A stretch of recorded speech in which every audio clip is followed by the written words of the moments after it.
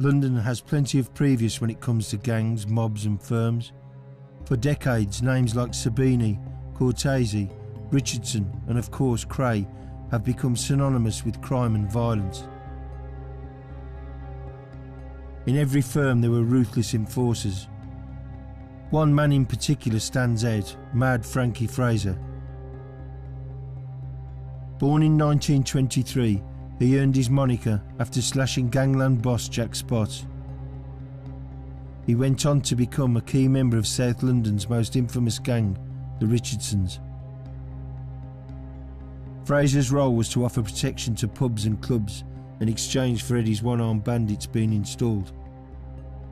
Failure to do so meant running the risk of having the landlord or the pub damaged.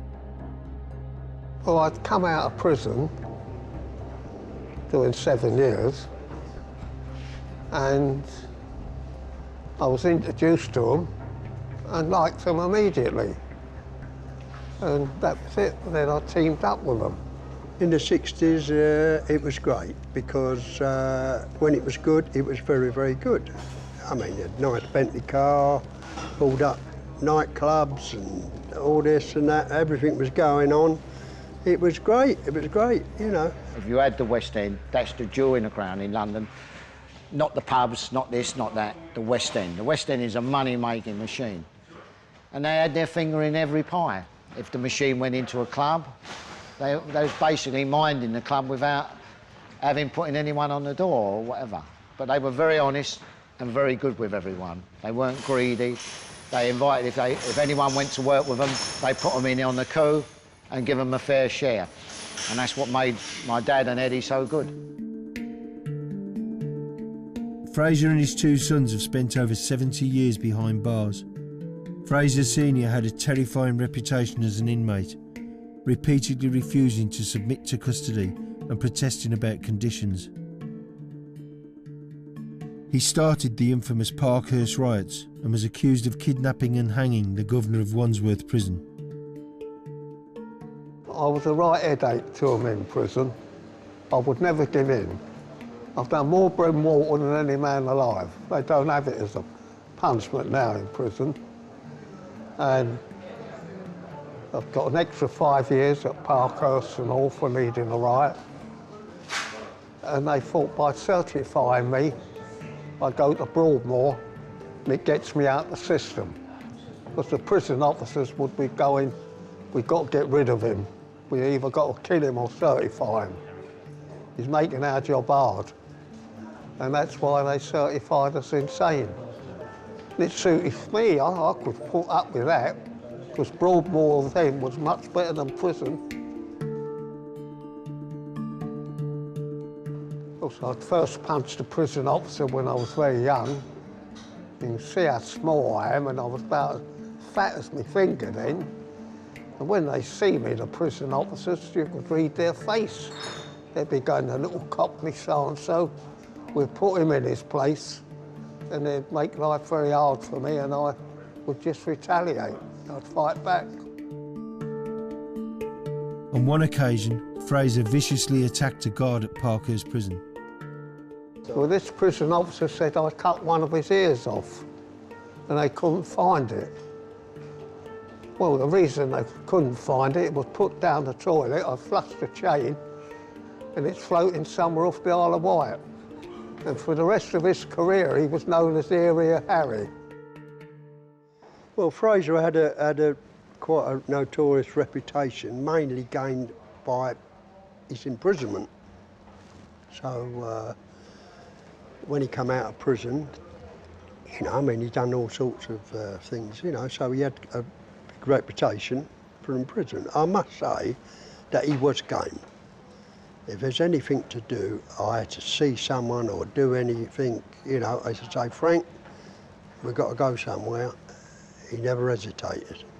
He jumped in the motor, you know, so he was game enough, that's all I'd say. Eddie Richardson was once described by not one, but two Home Secretaries as one of the most dangerous men in Britain. Together with his older brother Charlie, they controlled South London. Eddie Richardson was more of the muscle man. Charlie was a businessman, and Eddie teamed up with Mad Frankie Fraser and started a company called Atlantic Gaming Machines, and they put in fruit machines in various pubs and clubs around Soho, which they made money from, but they also got protection from those premises and made quite a lot of money out of it. There was bits of violence, yeah, of course there was. I mean, there was everywhere, isn't there? Everywhere.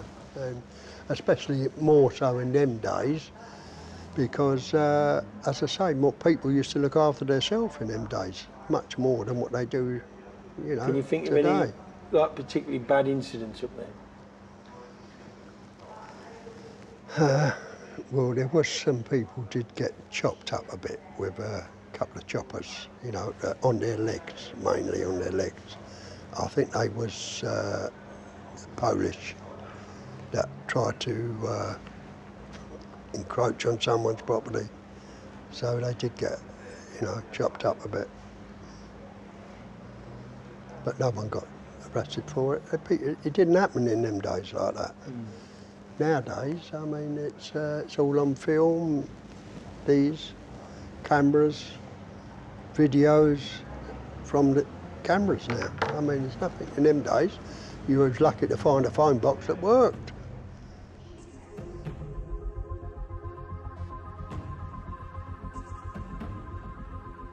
Across the river from the Richardsons, in the East End of London, Charlie Cray and his younger identical twin brothers, Ronnie and Reggie, had formed their own gang which came to be known as the Firm. Ronnie, a paranoid schizophrenic, suffered from delusions of grandeur and had planned to not only control the East End, but to have influence in every major city in the country. It was a mixture of fear and respect. Respect because women and children, untouchable. Ordinary guys who went to work and that, untouchable. Any rows we had was only amongst ourselves, and if we hurt or killed one another, so what? And therefore, people did have a lot of respect, yeah. Well, they was two puffs, wasn't they, to be quite honest. I mean, Reggie Cray never come out till late. I was away with Reggie Cray for quite some time. He never come out, but at the end he did come out, right? He was a puff, same as his brother. So...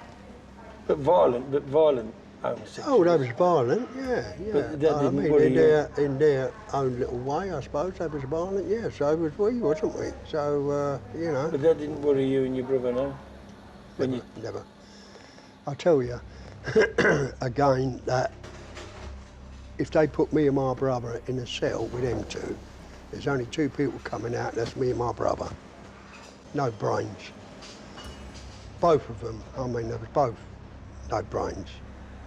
What I would say, no brains, you know. Yeah. They wanted to be gangsters. They set out to be gangsters. Used to read gangster magazine, gangster comics and things like that. You understand what I mean? I mean, it never happened with me. I mean, I'm running a business and trying to get a few quid and, you know, make yourself successful, a bit of ambition. But with them, that's what they wanted to be. There's a way to make an entrance. This is my destiny. It was now a conspiracy of witches. Download Veely today. I never trusted Reggie. I thought he sat on the fence and he would go whatever way suited him. Whereas Ronnie was more, if he gave his word, he would stick to his word. Dave was the nuttiest one of the two. And he was on this drug, horse tranquiliser and knock a horse over, what he used to take, you know.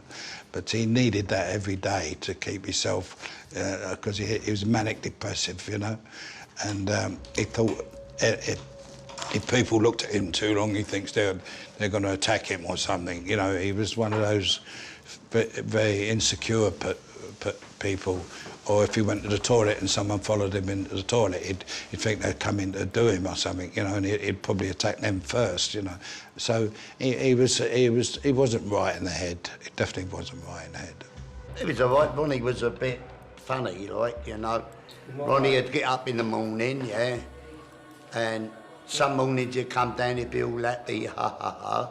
Another morning you come down, sit in a chair and pull a face and he'd sit there and you couldn't talk to him because he used to say meditating. He ain't took his pills yet. And he used to have loads of pills. I used to take a couple myself sometimes, used to get me a buzz.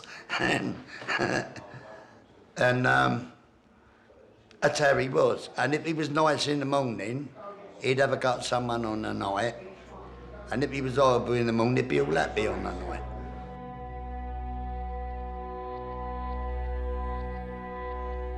Both the Richardsons and Fraser were accused of torturing their enemies. Severe beatings, cigarette burns, teeth being ripped out with pliers, and being electrocuted into unconsciousness were all on their menu of pain.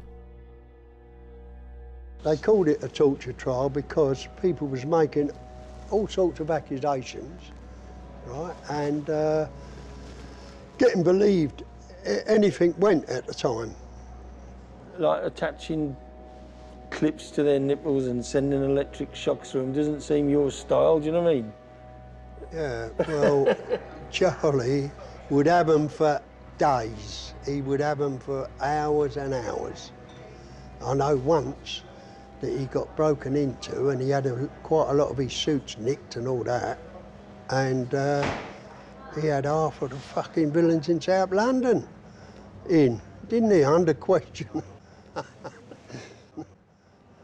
The guy who said I pulled his teeth out with pliers, he approached my sister, said, if you give me £1,000, Eva, when that was a hell of a lot of money then, I'll tell the truth, it never happened. So Eva took him to a solicitor, L.B. Woods was the chauffeur, took him to a solicitor and he made a statement saying he told the police a pack of liars and dropped him home. He then went straight to the police and said she threatened him. She was nicked and for conspiring to pervert the course of justice and got 3 years when she was absolutely innocent, yeah. And he swore her life away. What about all the other stories about electric boxes and... No, a lot of it all rubbish, son. They could say that then and get away with it. But I only wished it had been true. When I was doing my 20 years, would it have been lovely if I could have been going, oh, what a good job I made of that back molar. I wished I'd have turned up the machine a bit better. That wasn't true, though. And poor Eddie and Charlie, the Richardson, they got all that time and all that. But absolutely nothing. Found a little generator in the scrapyard and he used to attach it to people's nuts and everything and electrocute them. And one guy tells the story where they sat him down, hit him on the head with a bayonet, and one of the crowd said, look at that, looks like a mouth opening. So he rubbed a pie in, give it something to eat. He's a fucking lunatic. We'll give him, like, the right that he has got a lot of arsehole with him, you know. And I've served several sentences in the neck with him, Fraser, and he's got to be loopy-loop.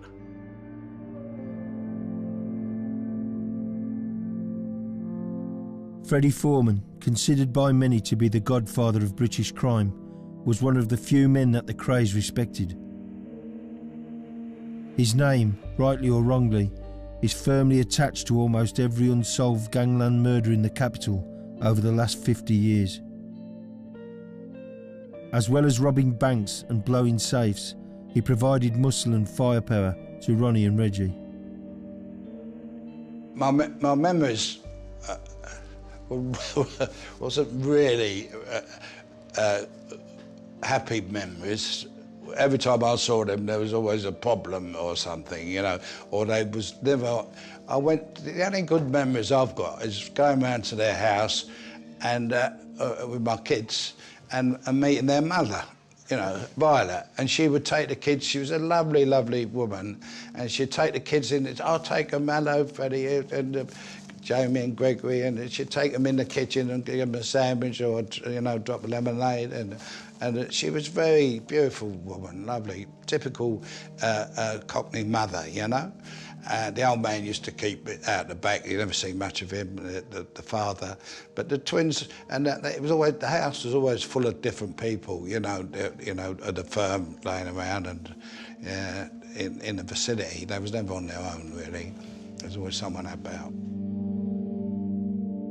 Like many faces, Foreman's reputation was forged with his fists, both in the ring and on the streets. I used to go to Covent Garden a lot, and they had a bit of a straightener there with a fella, and we had a bit of a tear up in a cafe, and it went down a little bit of history, you know, when we had this fight in this cafe. Did he have a reputation? Yeah, and the reputation started building up, you know. And I could have a fight on the streets, a street fighter sort of thing. And at the coffee stalls, they would say there was one at Clapham Common. I know they used to sort of have people challenge you and say, you know, oh, you fancy your chances, or in fact we've got someone here who fucking can beat you, and all that used to go on. You know, it was a sort of it was all the macho fucking stuff, you know. Excuse me swearing, but. It was the alpha male coming out in you, you know, and I finished up. We used to go round to these coffee stalls, and I can tell you this now, quite honestly, that the Elephant and Castle had a coffee stall, Campbell Green had a coffee stall, Clapham Common had a coffee stall, Wandsworth Road had a coffee stall, Wells End, Chelsea had a coffee stall. Tooting back at a coffee store, and I had a fight in every one of them. Yeah, I used to go down the side street and have a straightener, you know. But and then you go back and have a cup of tea and a meat pie and a sausage sandwich afterwards. You know, there was no animosity. You know, it was all right. We won. Take your coats off. They used to make a circle, and you'd have to get at it. You know, but this is how we used to be.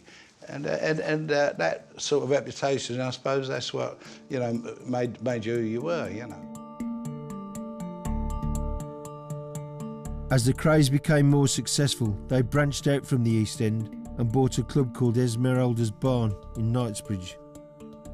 I was there on the meeting when they took it over, but they took the East End to Knightsbridge. You know, all them ugly-looking bastards with their cuts down their faces and all that, and flat noses, and they should have left the club as it was and run it and just sat back and collected the debts that was owed. That's all they needed to do.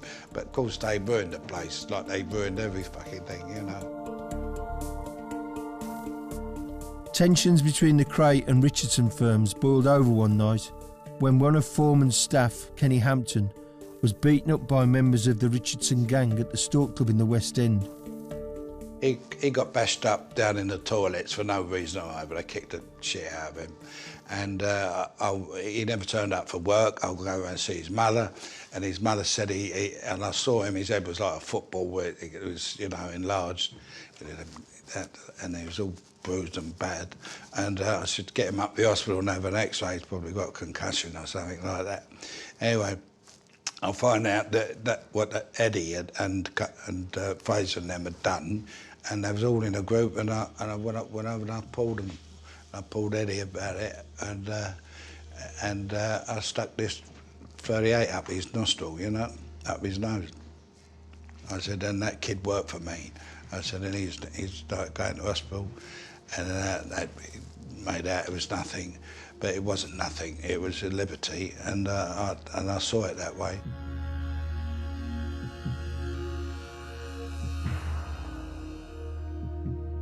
In 1965, Freddie Foreman's brother George was shot in the groin by East End villain Jimmy Evans, who had accused him of having an affair with his wife.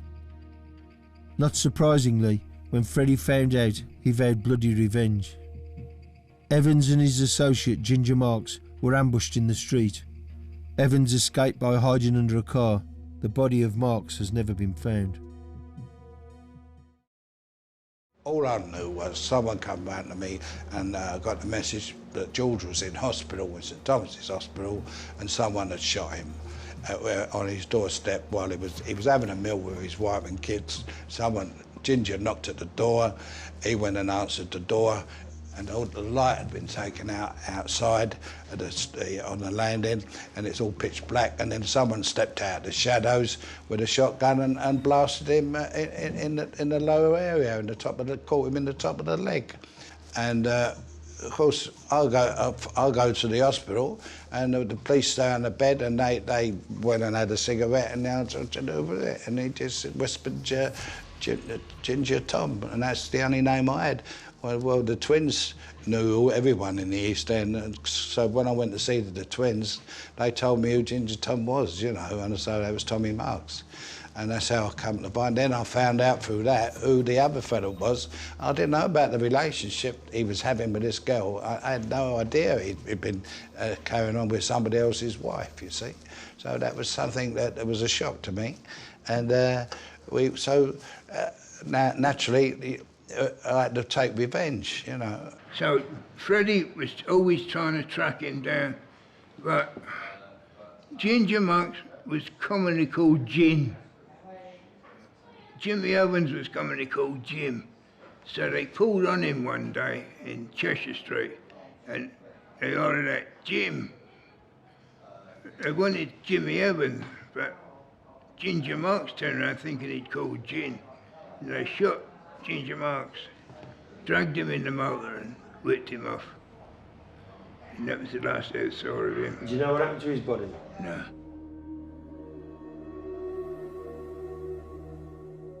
Matters came to a head in March 1966 when a shootout took place at Mr Smith's club in Catford between members of the Cray and Richardson firms. 8 people were shot that night, including Frankie Fraser and Eddie Richardson. One man loyal to the Crays, Dickie Hart, was killed. The Battle of Mr Smith's, as it became known, would prove to be a turning point in London's gangland history. We went over there and was unaware that other things had been going on, and people thought we was going over there to put it on them, when we wasn't at all. We were just going over there to feel the ground out and things like that. Anyway, they had 2 guns, we never had no guns. So, and then one of them wanted to have a fight with me, wanted to have a striking with me. Right. Is it Dickie Hart, no? No, not Dickie Hart, no. Can't remember his name now. Quite a big lump anyway. So we had a fight on the dance floor. Right? I done him on the dance floor, set astride of him. I wanted to really punch his head through the fucking floorboard, to be quite honest. But I've been waiting to get shot in the back. My mate had already been shot in the arm, Harry Rawlins, blood come out, spurting out everywhere. So I'm waiting to get shot for beating him, to be honest. So I didn't go too strong. He's crying out, I've had enough, I've had enough. So I got up and left him. Then there was a bit of movement from outside. Someone tried to get outside, get out the back door, right? So they run out the back door. So everyone ran out the back door. And that's when Dickie Hart lost his gun. And he'd already shot Fraser with it and Harry Rawlins with it. It's quite a big 45, you know. And he finished up getting the gun, and he got one from the gun, but he didn't survive it. It's a great night, a great fight in there, Mr Smith's, yeah. Very terrific fight. Knives, guns, everything. Eddie and Fraser and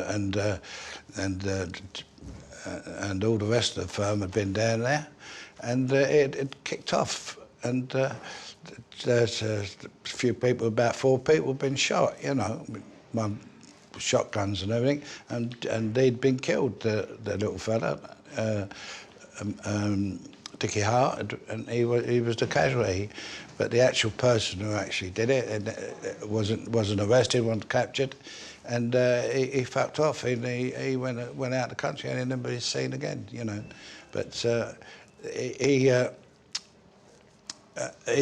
Fraser likes to make out he did it, but he didn't do it at all, because they had to carry him out with his legs shattered, and everyone was sort of like, Eddie was shot up the husband.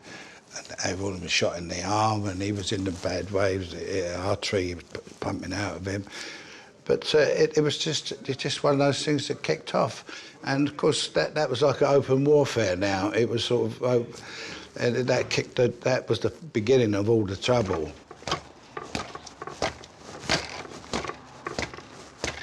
Ex-professional lightweight boxer Jimmy Tippett was one of the doormen at the club that night and had tried to take the gun off Dickie Hart. I walked up to Dickie Hart. I said, "What you doing?" He's gone, "A Luger." I said, "A Luger." It was a Luger. He said, "Jim, it's going to be war tonight." He said, "I'll be." I said, "Dick," I said, "Don't be silly." Took the gun off him, put it in the girl's bag that I was with, right? Then boom, boom, boom, everything else happened. Then Dickie Hart, somehow or other, he got the gun. Because I said to the girl, when we was going over at Lewisham, going over the bridge, like up to Ted's place to drop him off, I said, what was it? Oh yeah, I said to the girl, "Give us that gun, I'm going to sing it over the bridge." There was a bridge here in Ladywell, and I was going to. She went, "Oh, someone took it. I don't know. It must have gone." You know, she had a big bag, you know. I said, "Oh, don't worry." Come back, got indoors with her, having a chat and a cup of tea and that, and all of a sudden the phone went. I went, "Hello, it's Ted." He went, "Jim, Dickie Hart's dead, got killed." I said, "Oh, I'll see you in the morning." I thought, God, no, that was it. Frankie Fraser was charged with the murder of Dickie Hart, but found not guilty. However, both he and Eddie Richardson were convicted of causing a fray and sentenced to 5 years in prison. The jury retired. The hours went by. The cell doors unlocked. Jury back, up then 12 steps into the Old Bailey court. Court number 1. Clerk of the court, Mr. Foreman. And we reached the verdict on count 1. Murder, yes sir. Is that the verdict if you won and all? Yes sir. What is that verdict on count 1 murder? Guilty or not guilty? As the foreman went, "Not guilty." He sort of winked. I winked back. We went to the same school together and played in the same football team. St Patrick's Roman Catholic School in Waterloo. Oh, lovely guy. You don't forget days like that. If found guilty when I'd have been sentenced to death, hung.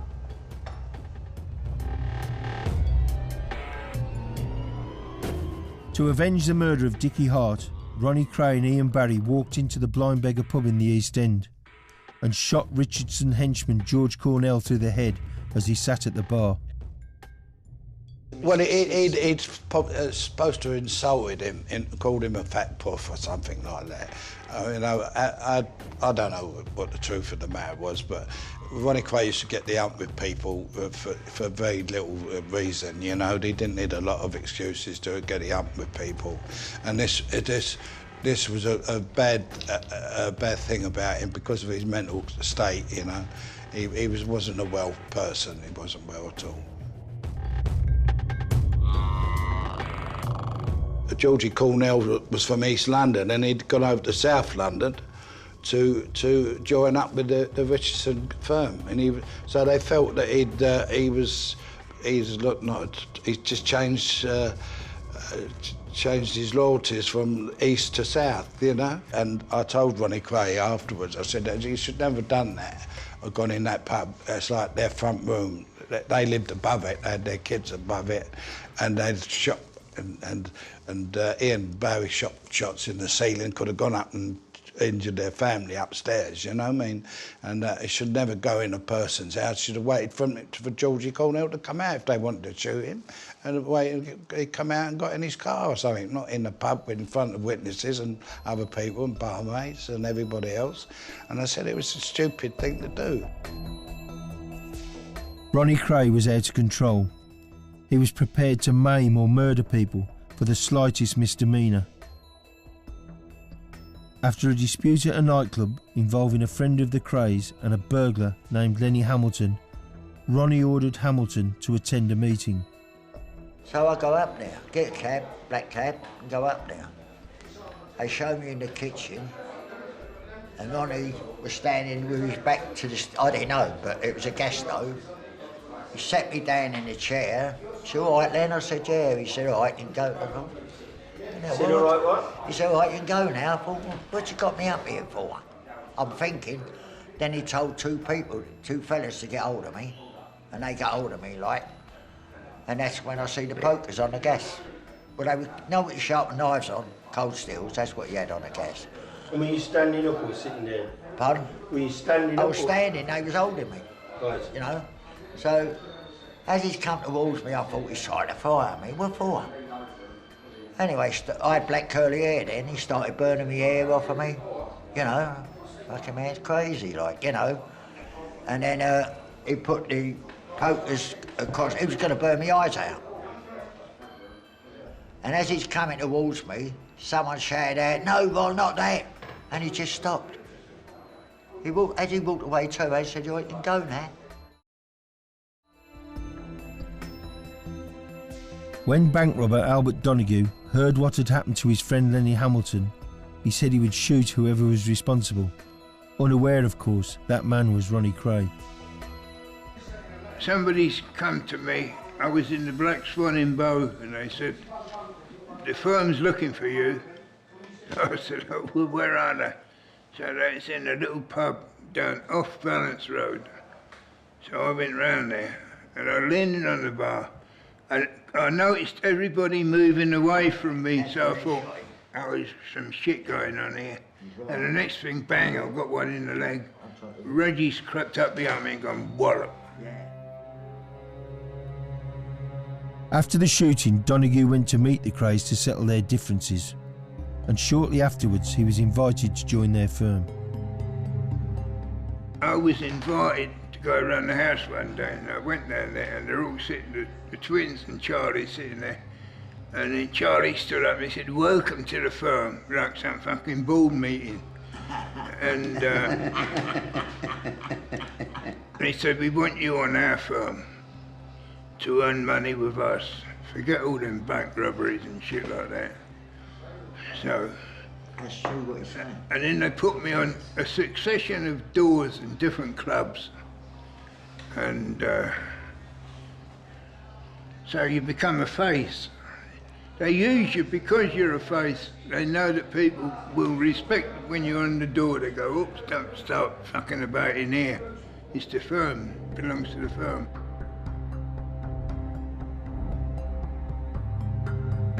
A regular thing was Reggie and Ronnie would have a bet between themselves. I bet you a tenner, I get more money today than you. Oh, yeah. And then Ronnie would take Scotch Ian out, and Reggie would take me. Off we'd go and visit different people and just demand dough off them. And whoever got the most nicked a tenner. A tenner wasn't worth 2 bob in them days. The Crays employed their terrifying reputation to extort money.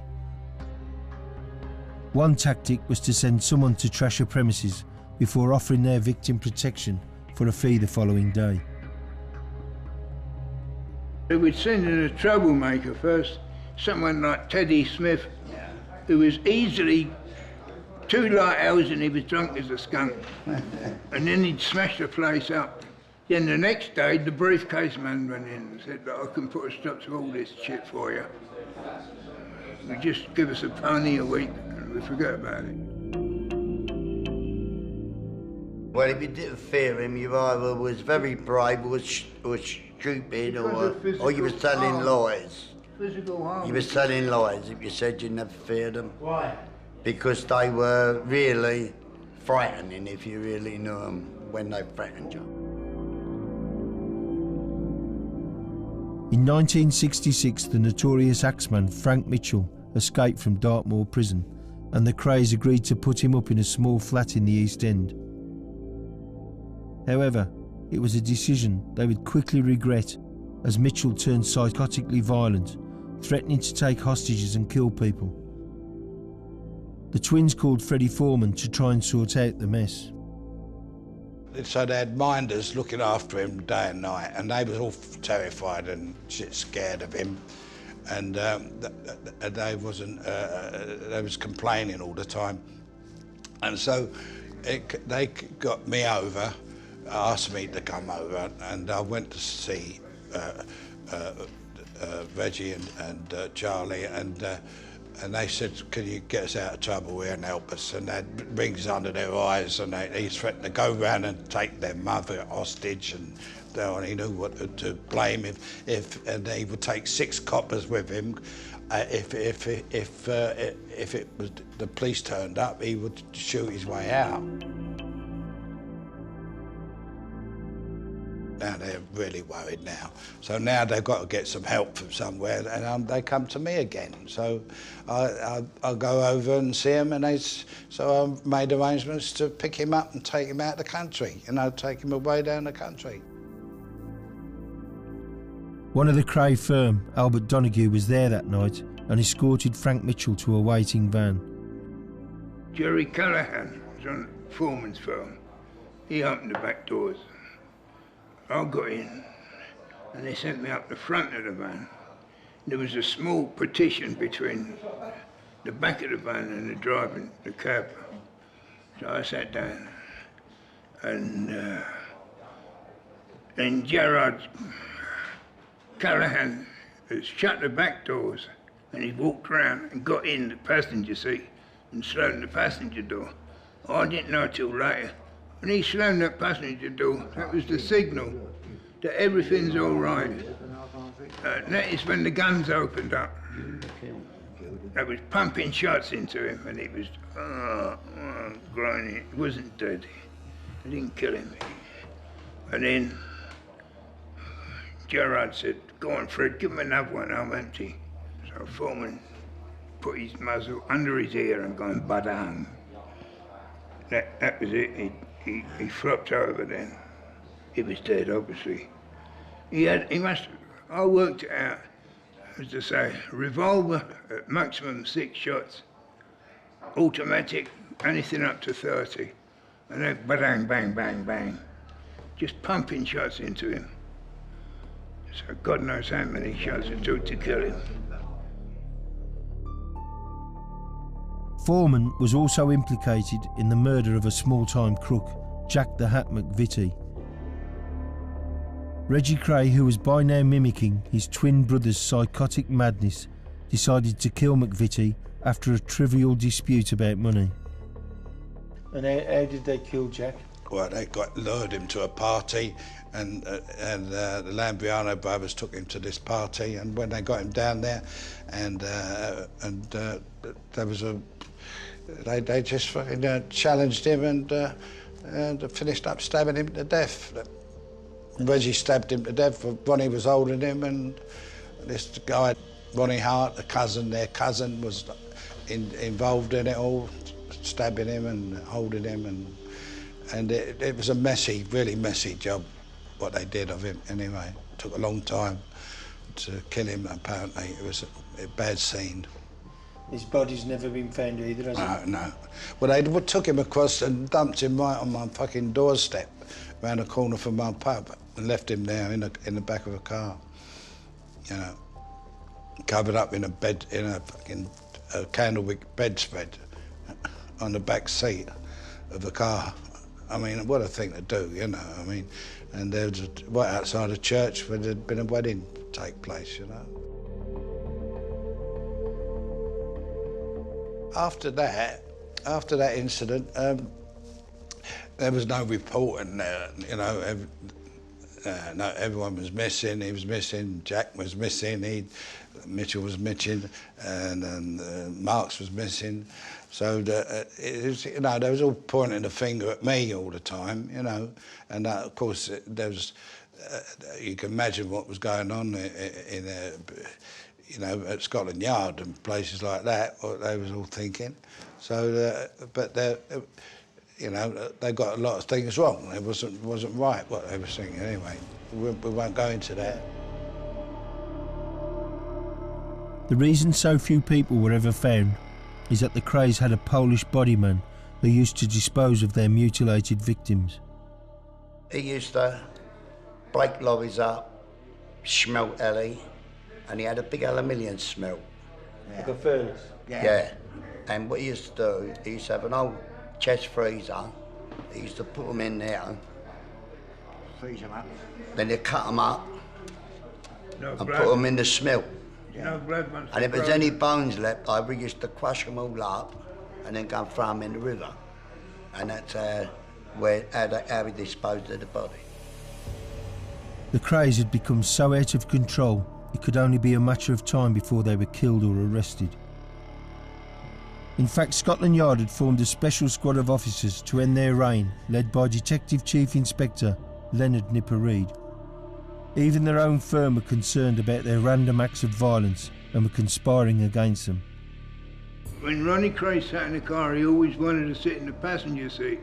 So we just sort of larking about, we said, it'd be so easy, just sit behind him.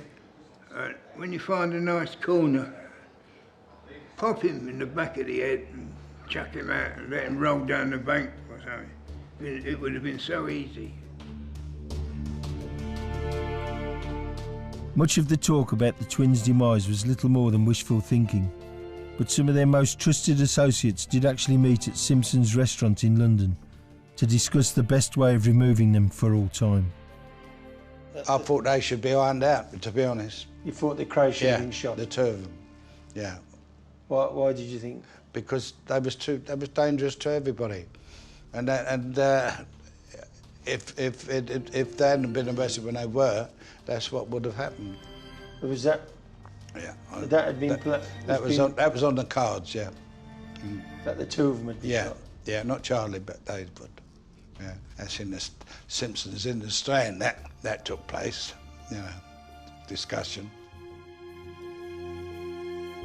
The Krays were eventually charged with the murders of Cornell and McVitie and sentenced to life imprisonment. Their plans to control cities as far north as Newcastle were never to be realised. The Geordies, with their own bloody crime history, are adamant that they would never have had a chance anyway. All you gangsters, arrow clowns, who were shooting up the town, where you should have found someone to